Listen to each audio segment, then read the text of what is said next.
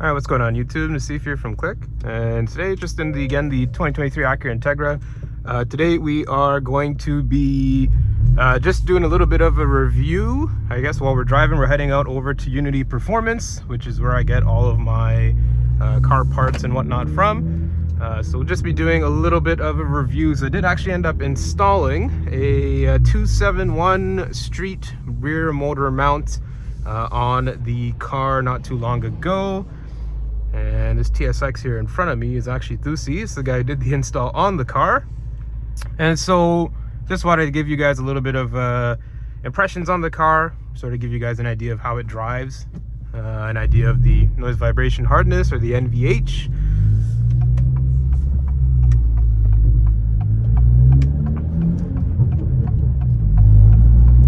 And so just off of the I guess the first bat, you'll notice right away starting the car, you'll feel that you definitely feel the engine starting up a little bit more in the cabin.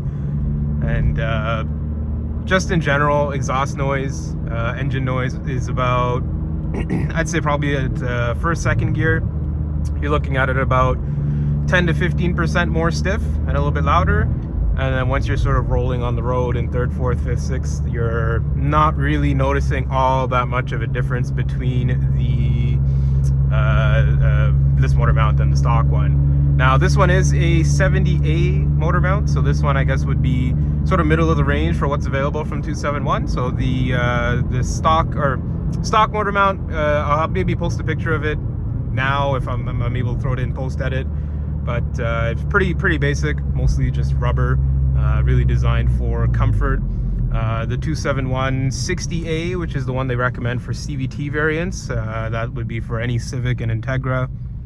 I used that one on my Civic when I had that, and it was good. It was and personally, in my opinion, it wasn't stiff enough. I was looking for a little bit more stiffness, a little bit more just harshness in the car, because it was feeling a little bit like too close to stock.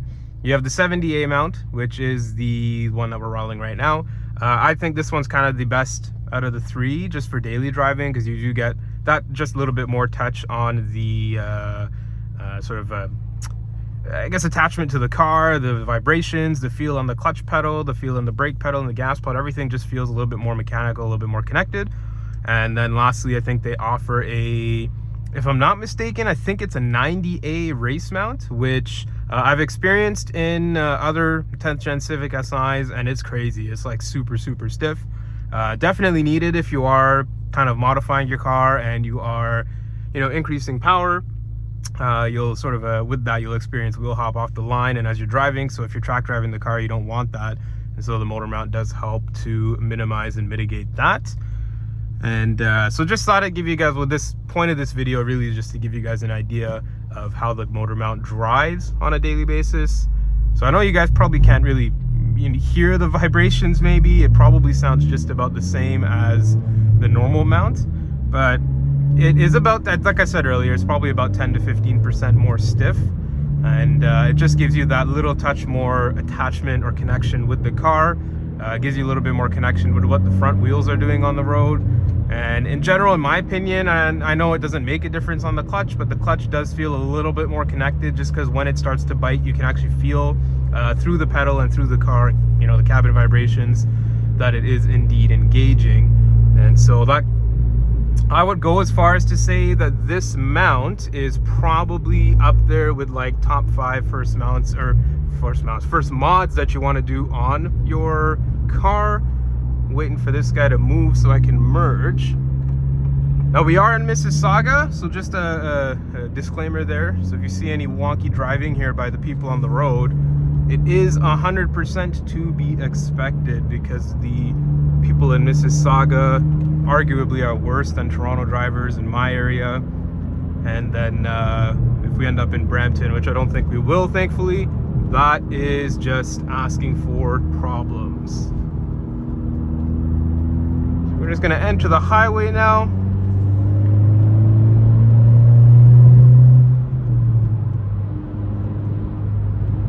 That remark exhaust is definitely accented nicely with this motor mount. I'm finding probably, most likely if you are driving and you put the motor mount in, it's probably not making the exhaust out louder outside per se. Very, very likely you're probably just going to be hearing the exhaust a little bit more in the cabin. So outside, I don't think that the motor mount makes a difference. We are going to just quickly overtake this dude, catch up with Lucy.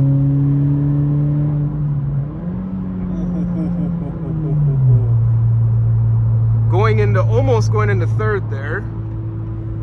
Still not a problem. I don't know if you guys saw the last video. Did that special shift fourth to third when we were just cruising on the side roads. And I'll mention it again, it's not a big deal if you're not really up at the top of the rev range, but if you are, there's definitely problems that are going to come along with that.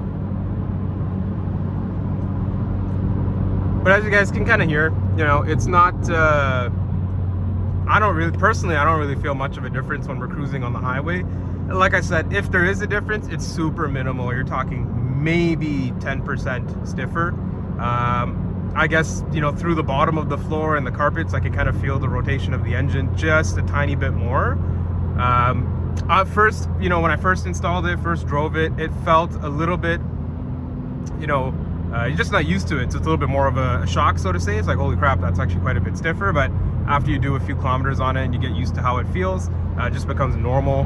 Now, like I said, I did have a motor mount in the Civic, and I was between multiple mounts. So I went between the Hasport 62, I tried this 70, I tried the 62, I think, from 271. I had the 85 from Whiteline. I didn't end up going with the 90A from 271 because the 85 on the CVT on the Civic was just unbearable. So I ended up going down to the 70. And to be honest, so the 70 on the manual versus the 70 on the CVT, quite a large difference in how it feels. So, if I was in the CVT right now and we're cruising at about 110 kilometers an hour, RPMs at about 2,700, the CVT would have just been absolutely rattling everything in the interior. The infotainment was rattling, the buttons were rattling, the trim on the interior was rattling. It was definitely not a comfortable experience with the 70A in the CVT. And so based on that, unless you're really, not that many people are building a track CVT, which is what I was doing, but I would probably recommend, if you're in a CVT, to go with the 62 mount or 62A, just to avoid the NVH on the daily drive, because it is absolutely unbearable once you get up into the 70 plus for the mounts. And then driving it on the 6-speed now that I've had to look at this, just completely oblivious, cut me off, it's all good. This 70A mount on the 6-speed is quite a bit more comfortable. It is a much nicer feeling mount compared to the CVT with the same mount. So I definitely would recommend anyone who is looking for just that little bit more connection to the car itself to maybe consider picking up a rear motor mount.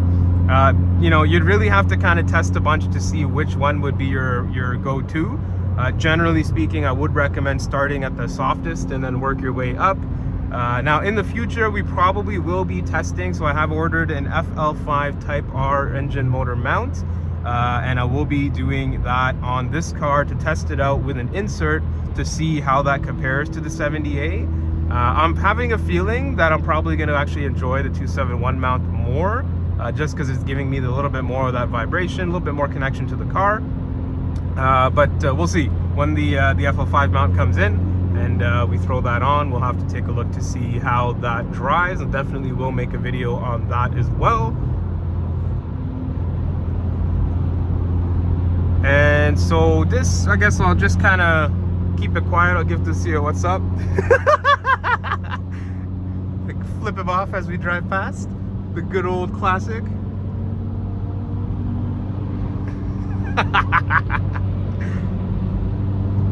So if you guys, obviously, you probably don't really know Thusi all that well, because he doesn't put himself online very much. But that is his, I believe that's an 05 TSX. Fantastic car. I've always been in love with the TSX since day one.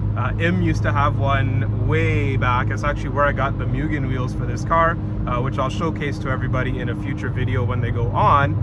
But I did get those from him off of his TSX, and I I believe, if I'm not mistaken, my first real experience with VTEC was in one of those. Now this one, like I said, is an 05, so the 04, 05 model, a slight different variation to the 06, 07, 08, I think. So the 06 is what Im had, and it was a fantastic car. Amazing for just kind of daily driving, daily commute, but sporty enough when you want it to be. And of course, I don't know if you heard that thing, but it does sound awesome when it gets into VTEC. And maybe at some point I'll have that car as well. I'll do a little video of that while I am in the car. We'll do little driving impressions. We'll throw back to what it used to be like to drive cars, maybe almost 20 years ago now, that car is. And the crazy part is about this car in front is that the design is so timeless. Like it doesn't look, personally in my opinion, doesn't look like an almost 20-year-old car. And it certainly doesn't drive like one because it is such a refined vehicle. I'm not sure if Acura was making those in Japan at the time when they were sort of new, but the fit and finish on that car, and you do that in comparison to mine, and it's just, you know, there's no comparison. That thing is put together so much nicer, and the driving experience is probably unmatched. You're not going to get a similar driving experience in a newer car because everything's so digital now and very assisted.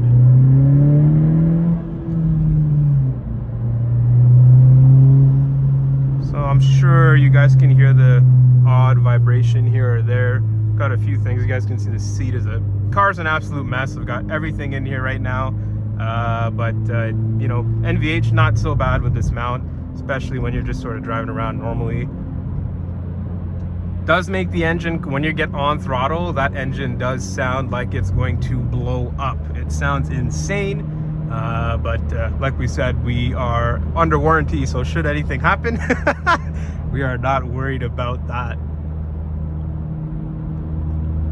And we are heading over to Unity Performance. We are gonna go there, gotta pick up a few things, run some parts, and probably end up buying more parts as well.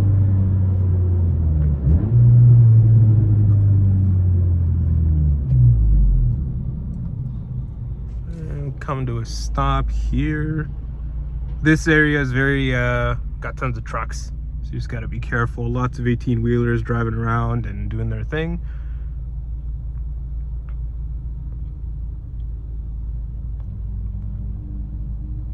In terms of, like, I guess something to mention that I've noticed recently with the fuel economy, I've seen a couple of guys in the forums and on YouTube, they're able to get this thing under 7 liters for 100 kilometers for their mileage or their economy. I don't know how they're doing it. I've been driving this thing super eco, and as you guys can see on the dash here, I don't know if you can see that, I'm getting 7.3 liters for 100 kilometers, which is not bad. My guess would be is that because we're on winter tires, that is obviously impacting the mileage a little bit, but that is what it is. Looks like we're turning right here onto Dixie.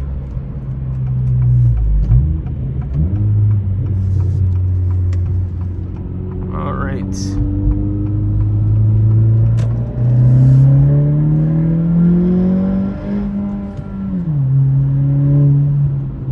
Definitely not full throttle. Still haven't really ruled out the check engine light that we had. It hasn't come back. Here we go. I'll give this.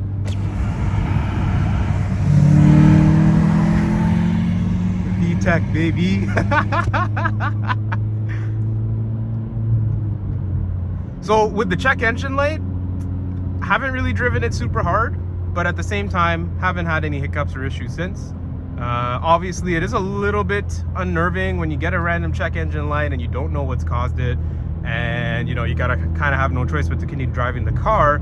You want to try and little baby it a little bit, but at the same token, we want to be able to essentially replicate the problem if there is one, and we don't want to be, oh, is he gonna rip it again? Can't beat that car, man. You can't beat that car, I'm telling you. But like I was saying, you know, you want to try and do your best to replicate the problem. You know, with our unique situation. We had to check engine light, all the dash lights went off, but we didn't end up actually getting a code. It seems that the system had cleared whatever the issue was. It happened twice, so it has been twice since it's happened, or I guess it's happened twice, and we haven't been able to replicate the situation again. So just kind of, you know, taking it easy. You know, I guess it doesn't really matter. If we rip the car, we can check engine light, not a big deal.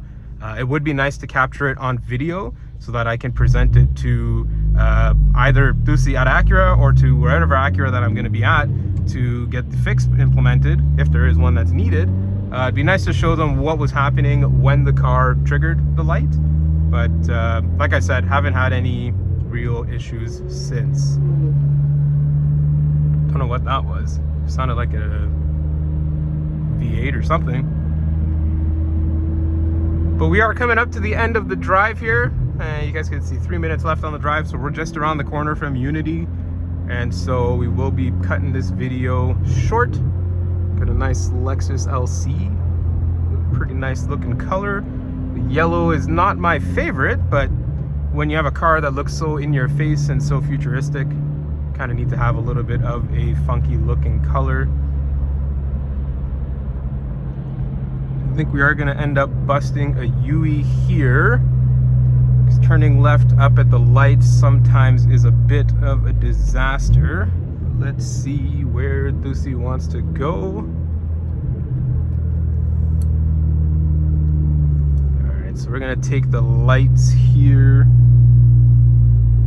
So I haven't been to Unity in months. I think it's been since I came here when I got the Integra, and damn, that's been ages since I've been back here. So it'll be nice to kind of chill at the shop a little bit, get to chill with Hamza and Dusi for a little, as well as any customers that may come or go. And I would stop the video now.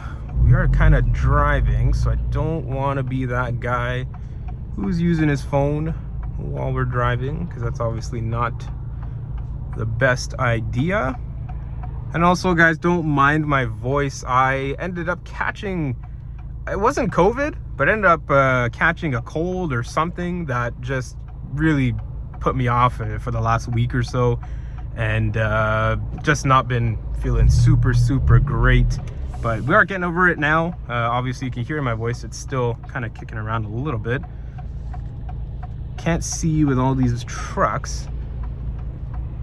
Looks like we're clear here, and we're on the yellow, so we have to go.